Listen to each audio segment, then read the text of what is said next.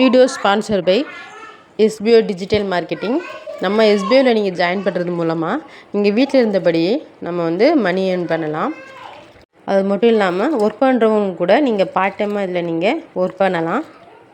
எஸ்பிஓவில் நம்ம ஜாயின் பண்ணுறது மூலமாக நம்ம ஒர்க் மட்டும் பண்ணாமல் நம்ம டிஜிட்டல் மார்க்கெட்டிங்கில் நம்ம எப்படியெல்லாம் மணி ஏர்ன் பண்ணுறது, அது மட்டும் இல்லாமல் யூடியூப்பில் சோசியல் மீடியாவில் எப்படிலாம் நம்மளால் பணம் சம்பாதிக்க முடியும் அப்படிங்கிற நிறைய விஷயங்களை தெரிஞ்சுக்கலாம். சோசியல் மீடியா இருந்தால் போதும், யூடியூப், இன்ஸ்டாகிராம் இதிலே நம்ம வந்து இந்த ஒர்க்கு பண்ணலாம். இதில் ஜாயின் பண்ணணும்னு நினைக்கிறவங்க டிஸ்கிரிப்ஷனில் என்னோடய காண்டாக்ட் நம்பர் கொடுத்துருக்கேன். ஸோ மறக்காமல் காண்டாக்ட் பண்ணுங்கள். உங்களுக்கு தேவையான இன்ஃபர்மேஷன் நான் தரேன்.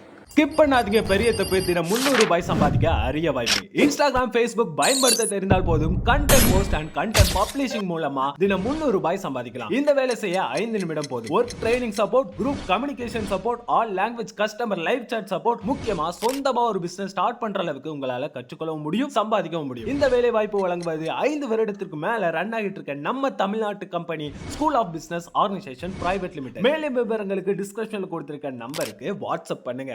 ஒரு ஊரில் ஒரு அம்மாவும் ஒரு பையனும் வாழ்ந்து வந்தாங்க. அவங்க 2 பேரும் ரொம்ப சந்தோஷமாக இருந்தாங்க. அப்போதைக்கு அவங்க பையன் வந்துட்டு விளையாட போயிட்டான். அவங்க அம்மா வீட்டில் சமையல் வேலை பார்த்துட்டு இருந்தாங்க. அப்போ அந்த சின்ன பையன் துடிக்கிறவாறு அழுதுகிட்டே ஓடி வந்தான். அப்போ அவங்க தாய் அவனை வந்து என்னாச்சு அப்படின்னு ரொம்ப பதட்டமாக கவனிச்சாங்க. அப்போ தான் பார்த்தா அவனோட விரலில் ரத்தம் சொட்ட சொட்ட வந்துட்டே இருந்தது. அப்போ தான் வந்துட்டு என்னாச்சு கண்ணா அப்படின்னு அவங்க அம்மா வந்துட்டு ரொம்ப பரிவோடு கேட்குறாங்க. அப்போ தான் சொல்கிறேன், அம்மா முள் செடியில் வந்துட்டு சின்ன பழம் வந்து ஒன்று இருந்துச்சு. அதை வந்து பறிக்கிறதுக்காக நான் அந்த முள் செடியை வந்துட்டு பயந்துட்டே போய் தொட்டேன். ஆனால் முள் வந்துட்டு என்னோடய விரலில் குத்திருச்சு. குத்தினோடனே ரத்தம் எனக்கு வந்துருச்சுமா அப்படின்னு அழுதுகிட்டே அவன் சொல்கிறான். அப்போ தான் அவங்க அம்மா சொல்கிறாங்க, கண்ணா நீ முள் செடியை வந்து பயந்து தொட்டதுனால தான் உனக்கு முள் குத்தி விட்டது. நீ கொஞ்சம் அஞ்சாமல் துணிச்சலாக பயம் இல்லாமல் அந்த முள்ளை வந்துட்டு லாவாக முள் செடியை வந்து பிடிச்சிருந்தேன்னா உனக்கு முள் குத்திருக்காது. அது மட்டும் இல்லை குழந்தாய், நல்ல செயல்களை செய்யும்போது வந்துட்டு நீ எதுக்குமே வந்து அஞ்சக்கூடாது, பயப்படக்கூடாது. எந்த ஒரு தயக்கமும் அச்சமும் வந்துட்டு உனக்கு இருக்கக்கூடாது. துணிச்சலாக நீ எந்த ஒரு செயல்லையுமே செயல்படணும். நிச்சயம் வந்து உனக்கு அந்த செயலில் கண்டிப்பாக வெற்றி அடைவாய் அப்படின்னு அவனுக்கு வந்து உபதேசம் சொல்கிறாங்க.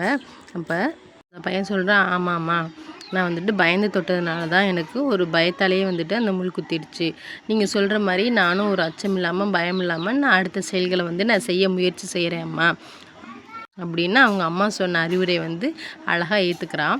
இது போல் தான் நாமளும் எந்த ஒரு செயல் செய்தாலும் வந்துட்டு நம்ம பயப்படாமல் நேர்மையாக, அதுவும் நம்ம சரியான செயல்களை வந்து நேர்மையான முறையில் நம்ம செய்கிறதுக்கு நமக்கு எந்த ஒரு பயமும் ஒரு அச்சமும் எப்போவுமே நம்ம ஏற்படுத்திக்க கூடாது. நம்ம துணிச்சலாக அந்த செயலை வந்து செய்யணும்.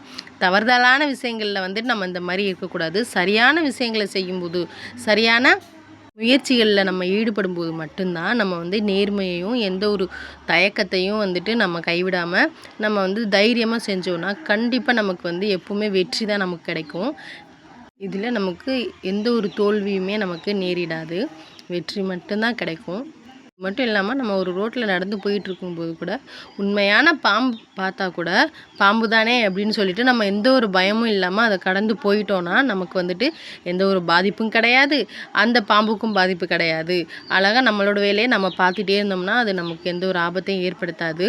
நம்ம ஒரு கயரை பார்த்துட்டு பாம்பு அப்படின்னு நம்ம ஓடி ஆடி அப்படியே பயந்து ஓடும்போது கூட நம்ம தடுமாறலாம், கீழே விழுகலாம், நமக்கு அதில் கூட பாதிப்பு ஏற்படும்.